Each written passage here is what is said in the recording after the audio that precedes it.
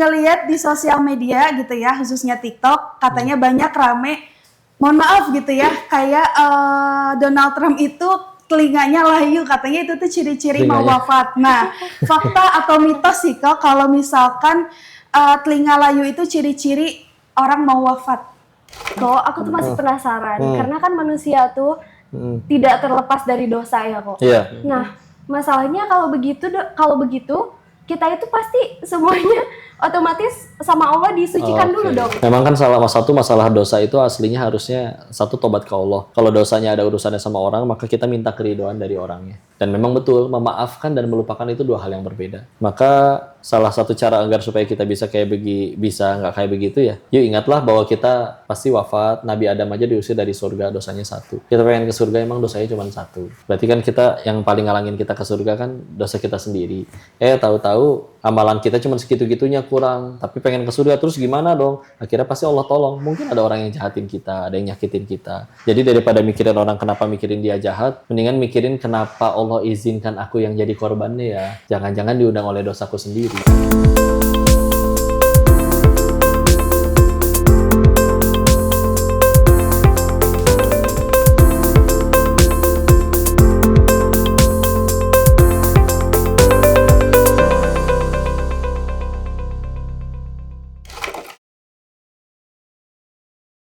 Bismillahirrahmanirrahim. Assalamualaikum warahmatullahi wabarakatuh. Waalaikumsalam warahmatullahi wabarakatuh. Halo teman-teman, hari ini kita bakal sharing-sharing, tanya jawab bersama Ko Denis seputar pertanyaan-pertanyaan Virtinyiin. mitos atau fakta seperti itu. Mungkin boleh langsung dilanjut. Nah teman-teman, sebelum akhirnya mereka tanya-tanya nih, ya biar kenal sama mereka. Ini adalah orang-orang hebat yang ada di balik Quran. Masya Allah.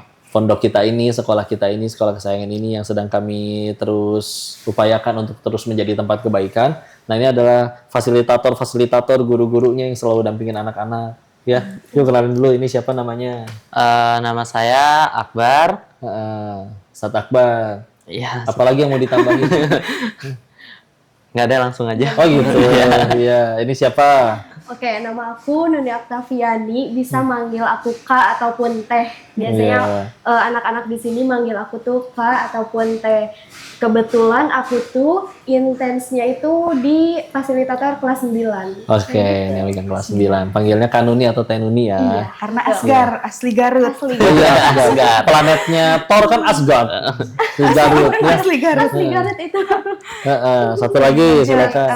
Perkenalkan, aku Kak Yurifa Andara atau bisa dipanggil Kak Rifa. Saat ini aku fasilitator di kelas 8. Nah, Akbar berarti kelas berapa? Saya fasilitator di kelas 8 juga. Kelas 8 juga, tapi yang ikhwan ya? Yang ikhwan. Oke, ini ada yang akhwatnya.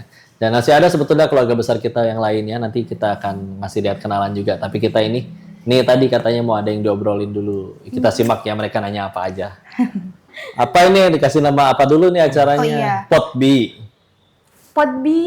Podcast Bi Quran. Oke, ya. Mudah-mudahan ada manfaat yang bisa diambil dari buat semua yang nonton ya. Amin. Yuk, kenapa kita bahas apa nih hari ini? Next. Atau diinterogasi aja? Mungkin buat permulaan kali ya kok. Oke, Virtinyiin nih. Aku tuh kan ngelihat di sosial media gitu ya, khususnya TikTok, katanya banyak rame, mohon maaf gitu ya, kayak Donald Trump itu telinganya layu, katanya itu tuh ciri-ciri mau wafat. Nah, fakta atau mitos sih kok kalau misalkan telinga layu itu ciri-ciri orang mau wafat? Koko nggak tahu kalau secara medisnya ya, cuman Koko juga banyak kenal orang-orang yang masih muda, bugar, belum usia senja, dan benar-benar masih habis olahraga gitu, dan udah nggak merhatiin kupingnya, tapi terus ya meninggal aja, udah ada waktunya gitu, nggak ada kaitannya sama kupingnya. Cuman ini sesuatu yang mesti ditanya ke orang medis sih, mungkin ada kaitan. Mungkin kalau ada orang usia terlalu tua atau sakit tertentu emang bikin kupingnya jadi layu gitu, kayak kangkung kalau habis ditumis ya. Cuman itu wallahualam, kalau itu kalau nggak tahu ya. Cuman kalau ajal aslinya patokannya bukan kupingnya layu. Kupingnya layu pun gara-gara kerebus atau gimana. Tapi ternyata kata Allah emang umurnya masih panjang. Kan ada orang yang pernah kecelakaan kerja kehilangan kupingnya. Itu beneran ada. Tapi ternyata umurnya masih panjang ya hirup anteng. Ya, jadi terserah Allah itu mah. Wallahu alam. Jadi nggak tahu itu satu fakta. Ya. Berarti next kita undang dokter. Oke. Ya. Oke, ngomong-ngomong nih kok tentang Ngiming-ngiming. Iya, ngiming-ngiming tentang orang yang meninggal. Aku tuh pernah dengar katanya orang yang meninggal itu bisa pulang, setelah meninggal itu bisa pulang ke rumahnya di waktu-waktu tertentu. Misalkan di 7 hari pertama terakhir itu katanya mereka itu biasanya keliling ke rumah keluarganya. Itu tuh mitos atau fakta sih kok? Kalau kuburannya jauh ke rumahnya gimana? Mereka naik Grab atau gimana? Itu mitos. Mitos, ya. Jadi orang kalau sudah meninggal itu di dalam Islam dia sudah pindah ke alam barzakh namanya atau alam kubur. Kalau dia soleh dia sedang istirahat menikmati sampai datang hari kiamat. Meskipun dari hari dia meninggal sampai kiamat misalkan 1000 tahun lagi dia cuma kerasa tidur seperti 1 malam. Jadi kalau misal kuburannya jauh dari rumahnya itu gimana? Naik Grab, Gojek atau apa? Kan gitu ya. Ini dia ini harus dijawab. Kalau ini mitos ya. Karena di dalam Islam orang kalau sudah wafat maka dia pergi ke alam lain namanya alam barzakh atau alam kubur. Kalau dia soleh dia lagi nikmatin masa kuburnya. Bahkan kalau misalkan dari hari dia wafat sampai nanti hari kiamat misalkan masih 1000 tahun lagi dia seperti seolah hanya tidur 1 malam ya. Tapi kalau misalkan dia mohon maaf ngaco hidupnya berbuat banyak maksiat tidak sempat bertobat maka nanti di hari itu ya dia udah ripuh dengan urusannya sendiri lagi disiksa ya. Jadi nggak mungkin dia masih bisa balik lagi apa segala macam. Kalaupun itu menyebutkan ada yang dari hadis tertentu, hadis-hadis yang seperti itu sudah diselidiki oleh guru-guru kami, sudah ditakhrij ya. Dan ternyata itu hadisnya maudhu. Maudhu itu apa? Palsu. Jadi Nabi nggak pernah berucap seperti itu dan juga itu bertentangan dengan apa yang ada di dalam syariat. Jadi nggak bisa dia. Kalaupun akhirnya istilahnya setelah ada yang wafat nih, terus ternyata dia ada anaknya atau cucunya kesurupan dan dia tahu segala hal tentang si kakek yang udah wafat itu, maka itu adalah bangsa jin. Karena manusia itu didampingin jin, ya. Namanya korin. Korin itu dalam bahasa Arab artinya sahabat, teman. Nah, ada 14 istilah dalam bahasa Arab untuk sahabat, teman. Nah, dia berdasarkan kedekatannya tuh ada sodik, sohib, rofik, dan yang lain-lain kholil. Dan nanti ada lagi, ya korin itu yang paling dekat. Karena kalau misalkan korin itu saking deketnya dari lahir sampai meninggal dia 24 jam barengan terus. Ya jadi dia tahu segala tentang orang itu. Nah jin nggak kayak manusia ada yang taat ada yang tidak taat. Nah ini jin dia bisa milih untuk tidak taat, nggak taat orang yang meninggal ya dia gangguin orang-orang setelahnya. Akhirnya gimana? Akhirnya kan keluarga itu bisa jadi yang tadinya ada masalah ambil doa, ambil wudhu, sujud. Ini sekarang kalau ada masalah nunggu si anak ini kesurupan nanti tanya arwah si kakek, rusak tauhidnya. Itu cara paling gampang bagi bangsa jin untuk merusak pahala yang kita dapat. Karena punten ya mau dia sholat, zakat, puasa, haji, tapi kalau misalkan dianya tadi tidak beriman kepada Allah, percaya sama yang kayak begitu-gitu kepada selain Allah, maka ya kan tauhidnya rusak, batal. Jadi ya itulah tipu daya syaitan. Ya. Kalau kalian bayangin jadi setan, kalian gak suka manusia ini ngaji, gimana caranya bikin manusia ini hilang pahalanya setelah ngaji? Langsung semuanya diajak ngerampok bank rame-rame gitu? Gak mungkin satu masjid ngerampok barengan. Cara paling gampangnya gimana? Diganggu tauhidnya. Untuk gimana caranya dia jadi, ya percuma kan akhirnya dia sholat, zakat, puasa, haji, tapi tokonya sepi masih kembah dukun. Maka rusak fondasi utamanya. Jadi gitu dia nggak akan datang. Jangan kemakan sama film-film ya. Jadi intinya itu mitos ya kok. Mitos yang ini. Oke. Udah terjawab next. Ada lagi? Kalau saya agak bergeser sedikit nih kok ya. Ya udah geser. Bagaimana cara menjaga iman di zaman sosial media? Masya Allah. Ya nggak gimana-gimana, sama aja kayak cara jaga iman di zaman manapun. Ya. Kita mendekat kepada Allah, minta tolong sama Allah. Doanya boleh ya muqallibal qulub, tsabbit qalbi ala dinik, atau misalkan doa di surat Ali Imran surat ketiga ayat 8, Rabbana la tuzigh qulubana ba'da idh hadaitana wa hab lana min ladunka rahmah innaka antal wahhab. Minta supaya jangan dibiarkan ngaco lagi, tersesat lagi setelah Engkau berikan hidayah. Jaga circle, karena kalau lagi futur tolong jangan sendirian. Ya, tolong ketemu orang, karena punten ya, yang bukan dosa aja kayak contoh ngupil kan nggak dosa. Kecuali kalau dipepet di baju orang ya. Ngupil nggak dosa, tapi ada orang kita bisa nggak jadi ngupil kan, apalagi maksiat. Ya, karena pilih temennya juga, jangan teman yang ngajak maksiat. Jadi seenggaknya dengan ketemu orang kita, aduh sebetulnya lagi malas banget baca Quran, pengen banget push rank, tapi kiri kanan lagi ngapalin Quran semua, masa kita push rank sendiri? Itulah kenapa malu disebut sebagian dari iman. Jadi Sama terakhir jangan lupa wisata rohani ke kuburan. Dulu dia lebih kaya dari kita, lebih berkuasa dari kita, dikubur juga, dimakan cacing juga, nggak bisa selama-lamanya berkuasa. Yang kayak gitu ketemu anak yatim, elus kepala mereka itu melembutkan hati kan. Ketika ketemu orang-orang kayak begitu tuh masalah kita langsung jadi receh. Kita mikirin, aduh main game kalah melulu, banting handphone. Sedangkan mereka mikir ya Allah besok bisa makan aja malah tetap bersyukur. Kayak gitu jawabannya. Oke, lanjut. Ya lanjut silakan.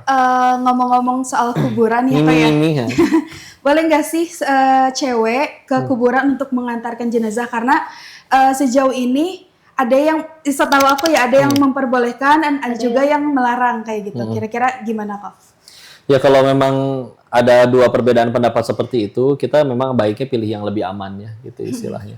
Ya kalau misalkan kita mengingat kematian bisa tanpa harus datang ke kuburan, dan kalau misalkan kita nggak ke kuburan pun istilahnya ya kita nggak apa-apa, badan kita nggak berdarah-darah, nggak luka juga, dan bisa tetap sambil mendoakan terus juga kan dari rumah. Sederhananya, setiap kali kita nggak tahu masalah urusan fikih, ingat aja bahwa di atas fikih itu selalu ada yang namanya takwa.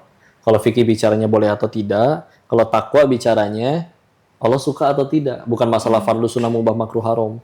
Kayak misalkan apa hukum baca komik, mungkin akan ada yang berpendapat mubah, boleh. Tapi kalau ada orang yang berpikiran pakai takwa, aku nggak peduli apa hukumnya baca komik, yang aku tahu, aku lebih dicintai Allah kalau baca Quran atau baca komik. Quran, udah itu lebih selamat bagi dia. Ya, jadi cara paling amannya begitu. Walaupun juga ya, sebetulnya Nabi kan sempat melarang ziarah kubur karena dulu di zaman dulu sebelum Islamnya menjadi kuat, memang ada umat-umat terdahulu yang menjadikan kubur orang soleh sebagai jadi berhala ya. Jadi berhala, jadi pesaing Allah di situ, naudzubillah. Maka akhirnya dilarang. Tapi setelah Islamnya sudah kuat, maka diizinkan, bahkan dianjurkan, ayo kamu ziarah kubur untuk lebih mudah mengingat kematian. Jadi ya seperti itu kalau secara hukum dasarnya. Ya. Wallahu a'lam bishawab. Lanjut. Dari Kak Akbar, ada dari Kak Akbar? Ya, Kalau saya, apakah di surga nanti kita bakalan ketemu keluarga kita nanti, walaupun di dunianya kita udah pada pisah-pisah? selagi keluarganya nyampe surga semuanya ya ketemu. Pertanyaannya kitanya belum tentu ke surga. Dua, keluarga kitanya juga belum tentu ke surga gitu. Jadi selagi semuanya jadi orang soleh, ketemunya cuma pas lahir, tahu-tahu entah gimana terpisah karena bencana alam atau gimana. Tapi dua-duanya jadi orang soleh ini, sekeluarga jadi orang soleh dan terpecah-pecah semuanya gara-gara ya naudzubillah kan ada kejadian kayak tsunami itu yang bikin terpisah sama keluarga, atau zaman dulu belum ada handphone, belum ada komunikasi. Maka akhirnya terpisah dalam keadaan semuanya soleh, wafat. Ya sudah, ketemu lagi di surga. Daripada misalkan kita seumur hidup bareng, tapi naudzubillah sama-sama maksiat, ya udah, itu nggak sama-sama di surga. Naudzubillah sama-sama di neraka, tapi kalau di neraka juga mudah bagi Allah dipisahkan, sama-sama disiksa, satu di sono, satu di sini. Ya, begitu. Nah, nanti kalau kakak udah mati, terus kalau nyampe masuk surga nanti dikabarin deh. Kalau masuk surga itu Kali-kali. juga. Ya. Tapi ini kalau ngomong-ngomong tentang surga dan neraka, apakah kita itu kalau misalkan orang yang berdosa itu bakalan selamanya ada di neraka atau memang nanti diangkat sama Allah sesudah dibersihkan diangkatlah ke surga gitu atau gimana? Tergantung dosanya dosa yang abadi di neraka atau tidak. Karena ada orang-orang yang istilahnya dia beriman, benar-benar meyakini Allah itu cuman satu, dia beriman kepadanya. Dan dia meyakini Muhammad SAW adalah utusannya. Cuman masalahnya dia sesekali tergelincir, nggak kuat menahan syahwat misalkan, tergelincir dosa. Tapi di hati dia benar-benar iman, nggak ada keraguan bahwa Tuhan tuh satu doang, Allah doang. Bahwa Muhammad tuh beneran Rasulnya Allah, itu nggak ada keraguan. Maka ya dia akan ya berkunjung ke neraka sebentar untuk dibersihkan. Memang berakhir lagi kembali ke surganya Allah. Cuman masalahnya, anggaplah ternyata dosanya kecil banget dan cuman satu. Jadi harus dihukum untuk misalkan 1 hari doang nih di neraka, sisanya abadi di surganya Allah. Masalahnya 1 hari di sana kan Quran surat 32 As-Sajdah ayat 5 setara dengan 1000 tahun, atau surat 70 Al-Ma'arij ayat keempat ta'arujul malaikatu warruhu ilaihi fi yaumin kana miqdaruhu khamsina alfasanah 50.000 tahun. Dan seringan-ringannya hukuman di sana seperti engkau dipakaikan sendal dari api neraka, saking panasnya sampai otakmu meleleh. Dikira itu adalah hukuman yang paling berat, ternyata hukuman yang paling ringan. Jadi tetap juga ya udah, saya yakin kok Allah Tuhan, yakin kok Muhammad adalah utusan Allah, ya udah paling ke neraka juga nggak selamanya. Iya sih, cuma masalahnya kesundut rokok sebentar aja nggak kuat. Apalagi Yakin. nanti kayak gitu disetrika, suruh minum aus adanya cuma nanah yang mendidih ya. Alhamdulillah. Alhamdulillah. Ya. Jadi mudah-mudahan kita bisa masuk surga tanpa hisab. Husnul khotimah, Amin, ya syahid Allah. semuanya.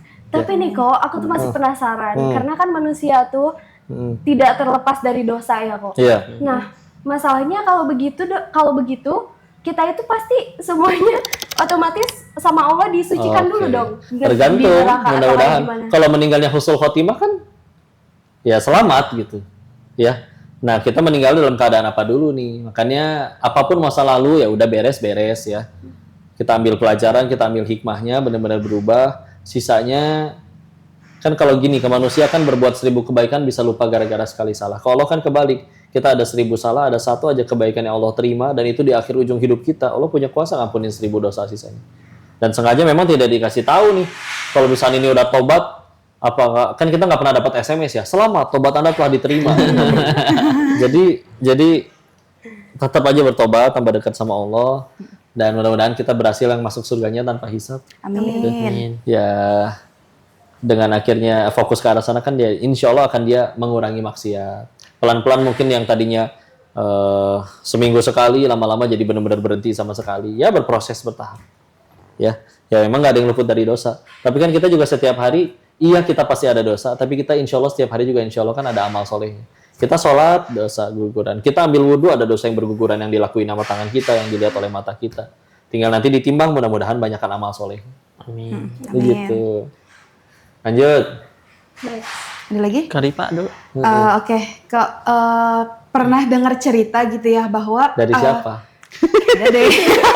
Ada loh pokoknya. Pokoknya pernah dengar cerita bahwa Rasulullah itu intinya Sallallahu alaihi wasallam.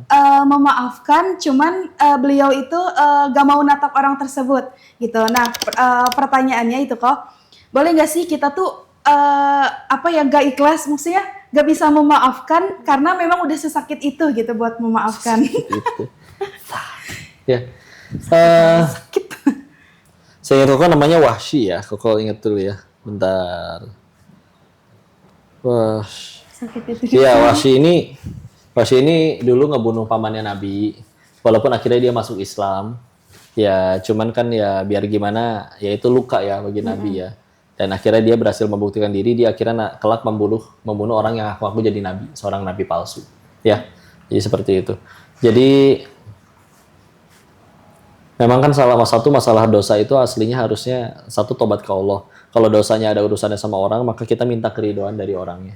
Ya, dan memang betul memaafkan dan melupakan itu dua hal yang berbeda. Ya, maka salah satu cara agar supaya kita bisa nggak kayak begitu ya.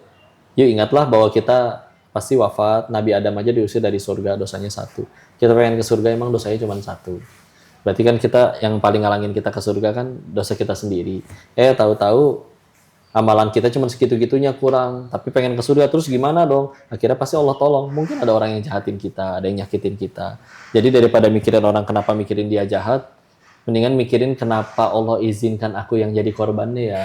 Jangan-jangan diundang oleh dosaku sendiri. Ya, orang-orang yang betulan soleh, dia akan lebih banyak sibuk mikirin itu gitu. Dia kecopetan, dia nggak akan sibuk mikirin kenapa itu maling tidak soleh ya, kurang ajar ya. Kalau dia soleh, dia nggak akan nyopet. Nah, tapi dia lebih sibuk mikirin, ya Allah, orang banyak, dompet banyak kok yang diambil saya, jangan-jangan ini gara-gara dosa saya. Bayangin kalau ada orang yang kayak begitu, maka kan apapun yang terjadi dalam hidupnya, dia jadi jalan tambah dekat sama Allah doang. Itu mahal kan berarti. Sedangkan ada orang yang udah berapa kali kena musibah, dia tetap masih nggak mau taubat. Ini orang, dia yang jadi korbannya, malah tetap bikin dia jadi tambah dekat sama Allah. Itulah keberuntungan. Gitu jadinya. Lanjut. Lanjut. Ya, lanjut. Kok saya mau nanya nih, Enggak. kenapa kalau orang baik, orang yang baik lah gitu kan, kadang malah ujiannya tuh tambah berat gitu kok. Oh gitu. Iya.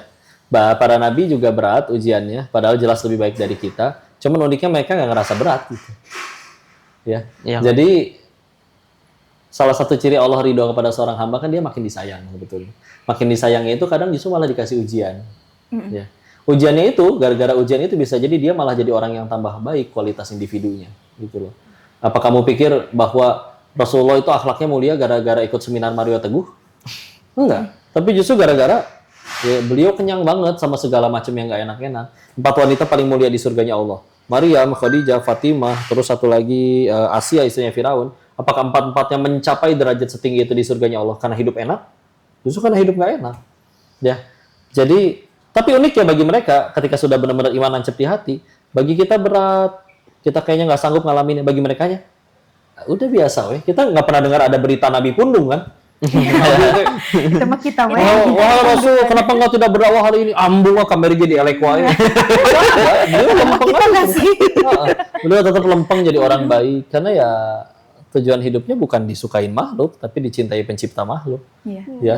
Dan ketika dia betul-betul baik-betulan, ya dia nggak akan ngerasa rugi meskipun udah baik dijahatin orang. Kan baiknya bukan supaya dia cinta, biar Allah cinta aja. Orang jahat ya yang meninggal ditanya nggak ditanya kelakuan dia, ditanya kelakuan masing-masing.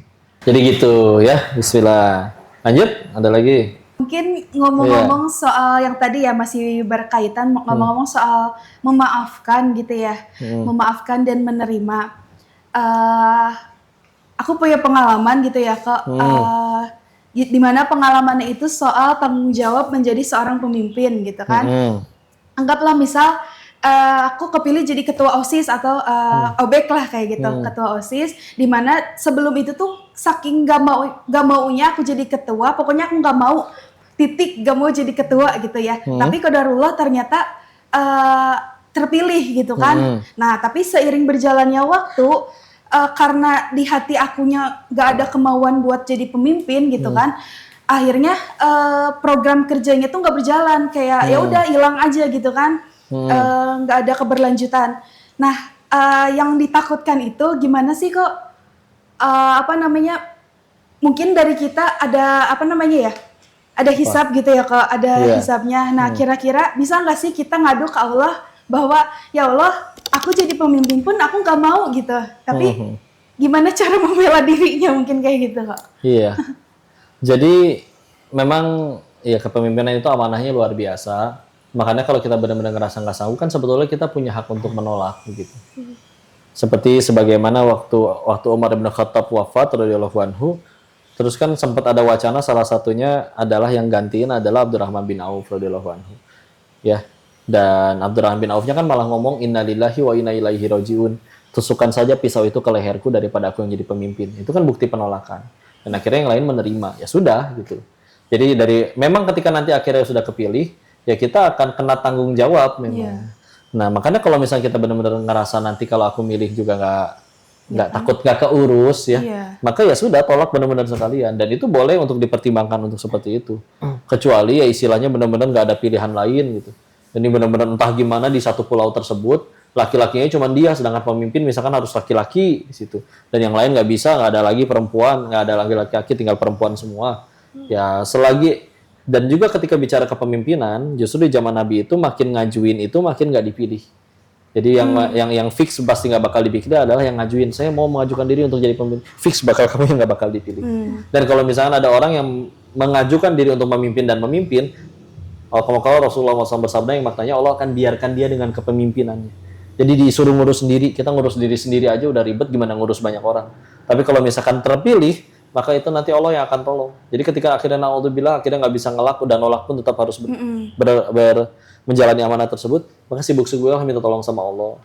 Ya Allah bantu hamba, ya Allah tolong hamba. Nanti kalau kepemimpinannya sudah ditolong oleh Allah, insya Allah lebih mudah, orang-orangnya lebih mudah diatur, kitanya juga diberikan ide, waktunya pun akhirnya disenggangkan. Ya minta tolong sama Allah sih. Tapi memang kalau misalkan benar-benar ngerasa nggak sanggup, nggak mau, benar-benar harus dari awal tolak aja. Ya. Tapi udah terlanjur gimana? Ya udah terlanjur ya perbanyak taubat aja di hadapan Allah ya Allah. Kalau takutnya ada zolim, minta maaf juga kepada orang-orang yang mungkin dulu pernah jika mungkin aku selagi jadi pemimpin pernah berbuat salah, ada yang kurang berkenan. Ya, yang penting sama-sama minta ridhonya. Ke Allahnya taubatan nasuha, ke manusianya sama-sama saling ridho. Bismillah. Next ya, kita bergeser lagi nih kok ke mitos atau fakta. Mitos atau fakta lagi nih. Biasanya tuh di kampungku kalau ada yang mau nikah tuh kok, biasanya orang tua yang masih percaya mitos itu tanya ke orang pintar. semacam ustadz kayak gitu. Itu anak saya mau Masya Allah. nikah, baiknya itu di tanggal Oh, apa iya. sih, di hari apa, baiknya itu kayak gimana, itu tuh membawa sial, membawa keberuntungan. Nah itu tuh mitos atau fakta sih kok sebetulnya kayak gimana gitu. Tergantung nih lihatnya nih. Karena kalau misalkan dia ustadz betulan, soleh betulan, dia nggak akan ngajarin yang kayak gitu-gitu. Iya. Kalaupun istilahnya nyebut ada di mana hari besar, itu harus yang benar-benar sesuai dalil. Kayak contoh, di dalam Islam kan hari Jumat itu hari besar. Iya. Ya, hari mustajab doa, hari yang diberkahi. Kalau memilihnya milih Jumatnya gara-gara, ya itu semua kan ada hadisnya gitu. Maka silakan kalau kayak begitu. Tapi kalau misalkan gara-gara tanggal nih nanti pernikahannya jadi sial dan segala macam, itu nggak ada dalam Islam. Itu mitos ya. Punten ya. Terus dia nikah di tanggal segitu. Terus ternyata dagangnya pas begitu nikah usahanya bangkrut. Terus dibilangin, tuh kan udah dibilangin nikahnya tanggal segitu sih, jadi usahanya bangkrut. Nah kita jawab, selagi gara-gara bangkrut kita jadi tambah dekat sama Allah, demi Allah itu keuntungan. Daripada kita akhirnya milih tanggal segitu, terus nanti begitu nikah, usahanya lancar jadi orang kaya. Tapi gara-gara dia jadi kaya, dia jadi jauh dari Allah, nggak mau sholat, dan yang lain-lain, bahkan bermaksiat. Maka demi Allah, itu adalah musibah. Kita lihat sudut pandangnya, masa dari sudut pandang duit aja, ini kalau nanti nikahnya tanggal segini bagus nanti. Enggak, keberuntungan tuh cuma satu. Kamu tambah dekat sama Allah atau enggak. Mau nikahnya tanggal berapa kek, ya. Selagi itu tidak ada pertentangan dengan syariat, dan setelah menikah dia tambah dekat sama Allah, padahal dia tidak diuji jadi orang kaya, tidak menjabat segala macam, selagi dekat sama Allah itu tetap kebaikan, bukan musibah. Jadi nggak ada yang kayak gitu-gitu. Udah. Nah, kan kita tahu kenapa Rasulullah SAW sengaja nikahin Aisyah itu di bulan Syawal, karena dulu ya ada kepercayaan, ada mitos di mana kalau nikah di bulan Syawal itu akan sial. Nah, ternyata malah ditimpa sekalian, nikahin Syawal sekalian biar orang makin nggak percaya. Ya, nggak ada yang kayak gitu-gitu. Bikin nanti kalian punya duit, bikin gedung, nggak usah bikin tidak ada lantai 4-nya, bikin nomor 4-nya. Kalau perlu lantai 4 semua juga nggak akan apa-apa. Karena kan dalam lantai 4 itu ya kalau di dalam bahasa Mandarin 4 itu artinya dibacanya san, se. Nah, kalau bahasa Mandarinnya mati juga se. Jadi seolah mereka, wah ini kalau lantai 4 ini kematian nih. Enggak ada yang kayak gitu-gitu. Enggak ada yang kayak gitu-gitu. Ya. Mati tapi husnul khotimah tetap kebaikan daripada panjang umur tapi maksiat. Ya. Jadi enggak ada yang kayak gitu-gitu ya. Jadi dalam Islam tuh nggak ada hari-hari yang sial ya kok. Enggak ada hari Itu sial. mitos. Sial tuh satu. Di hari itu kamu maksiat, itu sial kamu. Nah, betul. Tambah jauh dari Allah. Langsung Lanjut. tampar. Mungkin ngomong-ngomong soal nikah ya kok ya. Ya. Asik. Asik sendiri sih. Syawal ya, Syawal. Bentar lagi gitu. Enggak, ini bukan ke aku ya, maksudnya pernah ngelihat gitu ya kok. Ada orang yang mau nikah, dia itu kayak masang semacam sasajen gitu. Kan kita udah tahu Oke. bahwa itu tuh nggak baik lah gitu ya, nggak disarankan juga. Nah, sedangkan si orang itu tuh saudara kita. Nah, kira-kira gimana ya caranya biar ngasih tahu tapi nggak nyinggung perasaan dia gitu. Tetap menghormati. Ya. Tetap menghormatinya juga gitu. Ya, ngasih tahu itu ada adabnya, pelan-pelan, lembut, tidak di hadapan banyak orang, tidak dipermalukan, bahkan kalau perlu kita traktir dia dulu. Tapi kan tetap balik lagi yang ngasih hidayah Allah ya. Makanya kalau tuh selalu mengajak, itulah pentingnya kita jadi sukses lah. Orang hebat, orang besar. Karena dengan kayak gitu nanti omongan kita lebih didengar. Misalkan kita pengen nasihatin tentang kayak begitu, sedangkan kitanya banyak utang ke dia. Terus kita pengen nasihatin kan kena, apa sih lu hidup aja nggak beres, banyak utang ke gua gitu kan. Tapi kalau kita udah jadi orang yang istilahnya punya karya, jadi manfaat, orang mengakui karya-karya kita, terinspirasi, ya jadi orang hebat lah, sukses. Meskipun ada dunianya dan kita ada juga tentu sukses akhiratnya. Dengan itu memudahkan kita, itu kan memudahkan kita buat dakwah kan. Omongan kita jadi didengar, ya. Karena kalau misalnya kita dianggap sebelah mata oleh dianya ya susah kita pengen masukin nasihat ke dia juga. Makanya yuk itu satu dorongan buat kitanya. Sisanya kita udah selagi kita benar-benar tahu syariat, ya sampaikan apa yang kita tahu. Masalah dia nanti berubah, Allah yang ubah bukan kita yang ubah. Kalau usah ngaku-ngaku dia tidak berubah, selagi niat kita benar tetap jadi pahala. Yang penting tetap sopan, santun, jangan berantem. Karena bisa jadi ya punten mereka benar-benar nggak tahu. Kan ya mungkin nggak semuanya punya akses ngaji untuk belajar ilmu ketauhidan yang benar kan. Akhirnya mereka karena nggak tahu, murni karena ketidaktahuan, akhirnya ngikutin aja yang ada. Ini kan kata nenek moyang dulu begitu. Ya itulah juga yang dialami oleh Nabi zaman dulu kan. Ya Bismillah, itu jadi pahala kalian. Ya tetap aja kasih taunya gimana. Ya sesantai mungkin aja. Nggak harus sambil ditonjong naon ya sesajen. Musik ya. Pijeun. Yang ada malah piributeun ya. Ya betul. Jadi kan kata Allahnya Quran surat 16 An-Nahl ayat 125, "Ud'u ila sabili rabbika bil hikmah wal mau'izatil hasanah wajadilhum billati hiya ahsan inna rabbaka huwa a'lamu bima dalla an sabilihi wa huwa a'lamu bil muhtadin." Ud'u ila sabili rabbika bil hikmah. Jadi serulah manusia ke jalannya Allah dengan hikmah, dengan wal mau'izatil hasanah, nasihat yang baik, wajadilhum billati hiya ahsan, balas keburukan dengan kebaikan. Jadi itu caranya. Bismillah. Jadi jangan malah jadi piributan. Musik-musik ahli neraka. Ya, itu kan jadi piributan. Iya. Ya. Jangan kayak begitu yang anteng. Ya. Tapi Niko, kalau misalkan mereka tetap beribadah, tapi sampai akhir hayat pun mereka masih tetap melakukan sesajen tersebut, itu mereka masih tetap musyrik di akhirnya atau kayak gimana? Kalau meninggalnya pas lagi kayak gitu ya naudzubillah ya suul khotimah. Mudah-mudahan nggak kayak begitu.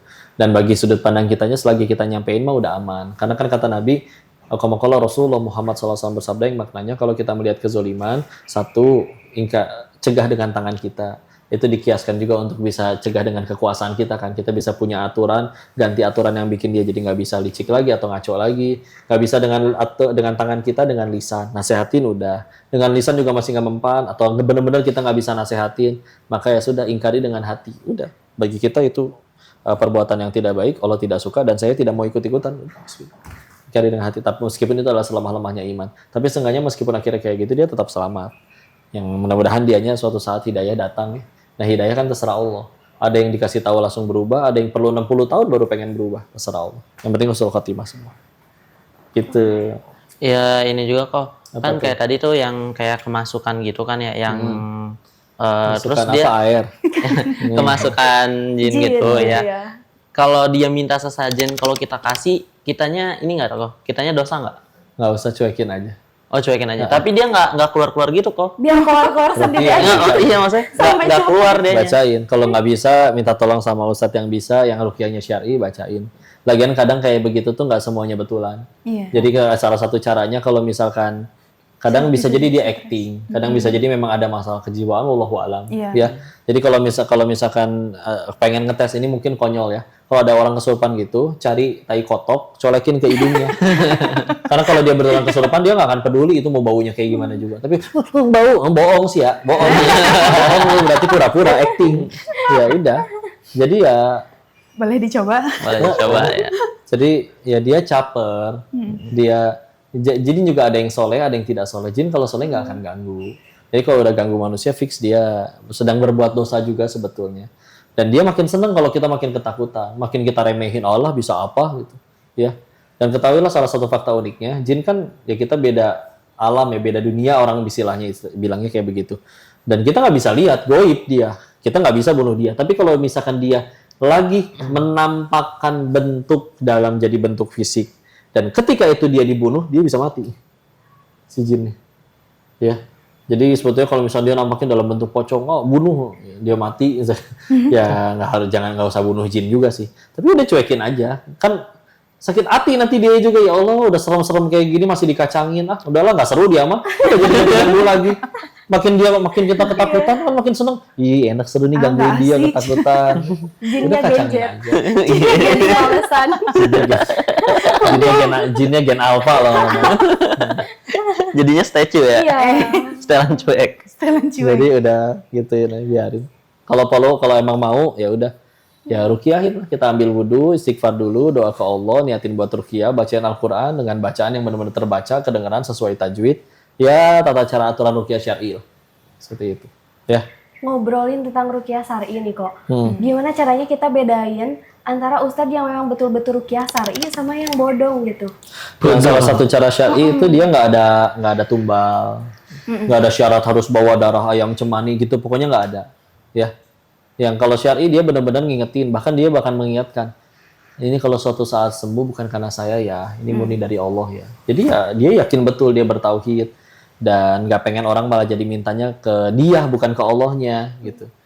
Dan Satu, bacaan Qur'annya juga dia dizaharkan. Jadi tidak Oh, iya. Karena kalau misalnya ruqyah syar'i harus benar-benar kedengaran. Oh gitu. Ya, harus kedengaran. Dan tentu kalau kita tahu ilmu tajwid, kita kan jadi tahu bacaannya sesuai tajwid atau enggak. Ya. Dan tentu dia kalau misalnya yang di ruqyah ternyata lawan jenis, dia nggak akan berani nyentuh. Kalau naudzubillah nyentuh misalkan lewat siapa nih? Pak, ini kan istrinya yang ini, Pak minta tolong sentuhin istrinya, misalkan gitu. Yang pegangin gitu. Kalau naudzubillah harus ini pun dia kadang bawa tim sendiri, pasiennya akhwat dia bawa tim yang akhwatnya. Atau dia mungkin naudzubillah harus nyentuh pun dia pakai sarung tangan biar benar-benar nggak ada sentuhan fisik, tidak ada pelanggaran syariat dan tidak ada syarat, tidak ada apa. Benar-benar hanya dibacakan Al-Qur'an. Ya. Diminta untuk dianya juga ikut bertobat, sama-sama wudu, kita sama-sama wudu, doa-doa minta tolong ke Allah. Ya, nggak ada lah yang benar-benar ya. Dan akan kelihatan tidak ada kesombongan di istilahnya yang diustadkannya. Udah kalau udah sama saya pasti beres. Nih beli air dari saya udah saya celupin jempol saya pasti semua. Nggak ada yang gitu-gitu. Ya. Memang air bisa jadi media ruqyah. Dibacakan Al-Fatihah, diminumin seperti itu bisa. Cuman ya kan orang yang benar-benar bertauhid yakin betul bukan aku yang nyembuhin, ini Allah. Jadi dia nggak akan nih beli air doa, air yang tadinya 3.000 bisa jadi berapa ratus ribu gara-gara udah didoain. Sedangkan orang bisa berdoa sendiri. Ya, tapi dia orangnya doa orang soleh. Orang soleh nggak akan ngerasa diri soleh, ngerasa bahwa doaku itu doa mustajab, makanya aku bisa jualin air-air yang udah aku doain. Nggak pengen dia kayak begitu. Karena takutnya nanti orang malah jadi fokusnya ke air ya bukan ke Allahnya. Jadi yang syar'i itu benar-benar terjaga ketauhidannya. Tadi juga dibaca, dijaharkan, nggak ada persyaratan tumbal atau apapun, ya. Dan diarahkannya tentu kepada kebaikan. Ajakinnya sholat, tobat, sedekah, ya. Buang semua jimat-jimatnya. Na'udzubillah yang gitu-gitu, semua dibuang. Gitu. Tadi nih kok ada Koko soal nyinggung air doa. Sekarang tuh ada banyak orang yang memperjualbelikan katanya ini air doa gitu. Tapi dikemas dalam kemasan ya seperti air minum biasa, air mineral. Emang air biasa? Tapi itu beneran air doa gak kok? Sekali lagi, air itu bisa jadi media ruqyah, betulan bisa. Ya kayak tadi ya, kita di rumah sendiri taruh air segelas, dibacain Al-Fatihah, diminumin, doa dulu ke Allah, ya Allah sembuhkan hamba. Itu juga udah ruqyah loh sebetulnya. Cuman kan ibaratnya, ya emang kalau misalkan kada ada yang bertanya, kalau saya yang bacain ruqyahnya nggak mempan kok, bacain Qur'annya, kalau misalkan Ustadz yang itu kok mempan ya. Satu, selagi dia benar, ini dalam kasus yang beneran ruqyah syar'i. Satu, bisa jadi karena memang dia ya Ustadznya lebih beriman, lebih bertakwa, lebih nggak ngelakuin dosa, ahli ibadah, dan dia juga ngerti bacaannya pun sesuai tajwid, wajar kalau lebih berefek. Kita kan misalkan maksiat sambil ibadah enggak, udah gitu juga bacaan Quran nggak ngerti, nggak bisa bacanya, baca Quran sendiri, ya diketawain sama setannya, ya istilahnya gitu. Ya naon baca gitu balelo, ya misalkan. Tajwidnya salah. Jadi seperti itu. Dan kalau ternyata dia benar-benar ustadz yang betulan soleh dan betulan ustadz, semua guru-guru Koko yang betulan soleh dan betulan bisa ruqyah syar'i sih nggak ada yang kayak gitu sih, istilahnya. Nggak berani ngeklaim, ngejamin bahwa nih air saya, itu istilahnya. Dan kalau misalkan ternyata kan ada air itu sebetulnya tidak diruqyah ya, cuman istilahnya ada santri pada ngaji ditaruh di situ dibacain, jadi berharap dapat keberkahan dari situ. Ya kalau air yang didoain kayak gitu masih boleh. Cuman kan terus kok dijual-jualin sama kamu gitu. Nah, santrinya ngaji gratis, semua juga bisa doain. Kita juga sebetulnya bisa doain sendiri. Jadi ya Kenapa harus dijual? pertanyaannya kenapa dijualin, diuntungin, dicuanin kayak gitu. Masih banyak yang lain yang bisa dijual. Kalau Koko pribadi itu sesuatu yang nggak akan Koko lakuin, ngejualin kayak begitu-gituan mah. Gitu ya. Wallahu a'lam. Oke teman-teman, mungkin itu sharing-sharing dari kita. Kita lanjutkan lagi di pertemuan selanjutnya. Episode Assalamualaikum selanjutnya. warahmatullahi Mungkin kalau ada mau titip pertanyaan juga iya, boleh ya. Boleh ya. Komenin Boleh atau request pengen bahas apa Betul. ya. Atau Jadi pengen request pengen lihat keliling kita ini sekolahnya gimana, kenal mau di mana. Boleh banget. Ya. Boleh banget nih. banget. Nanti pokoknya nantikan aja ini insyaallah akan tayang di channelnya Abi, ada nggak sih? Belum bikin. Ya sementara di channelnya Koko dulu ya. Bismillah insyaallah. Kita tutup dengan kalimat hamdalah. Alhamdulillahirabbil alamin. Istighfar 3 kali. Astagfirullahaladzim, astagfirullahaladzim, astagfirullahaladzim. Doa kafaratul majelis. Subhanakallahumma wabihamdika asyhadu an la ilaha illa anta astaghfiruka wa atubu ilaik. Barakallahu fikum. Wabillahi taufiq wal hidayah. Assalamualaikum warahmatullahi wabarakatuh.